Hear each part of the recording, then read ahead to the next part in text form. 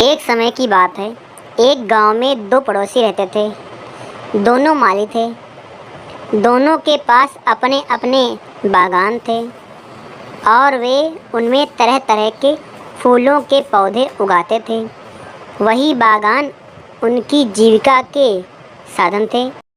उनमें से एक पड़ोसी बहुत सख्त था और वह अपने पौधों की ज़रूरत से ज़्यादा देखभाल करता था।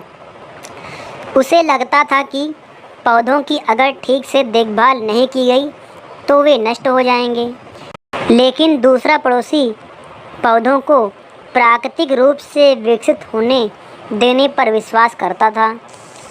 वह पौधों की उतनी ही देखभाल करता था जितने की उन्हें आवश्यकता थी, लेकिन वह अपने पौधों के तनों और टहनियों को काट छाँट न करके अपनी मन मर्जी दिशा में बढ़ने देता था।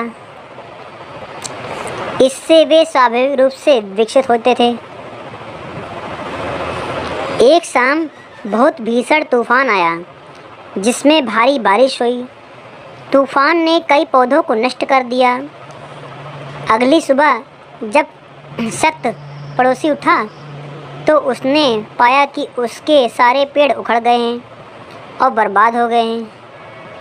वहीं दूसरा पड़ोसी उठा तो उसने पाया कि उसके पौधे अभी भी मिट्टी में मजबूती से लगे हुए हैं। इतने तूफान के बावजूद दूसरे पड़ोसी के पौधे खुद ही चीज़ों का प्रबंधन करना सीख गए। इसलिए इसने अपना काम किया, गहरी जड़ें उगाई और मिट्टी में अपने लिए जगह बनाई।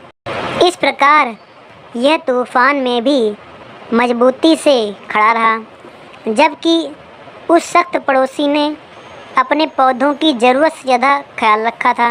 वह सिखाना भूल गया कि बुरे समय में खुद का ख्याल कैसे रखते हैं। शिक्षा: अभी या बाद में आपको खुद से ही सब कुछ करना होगा।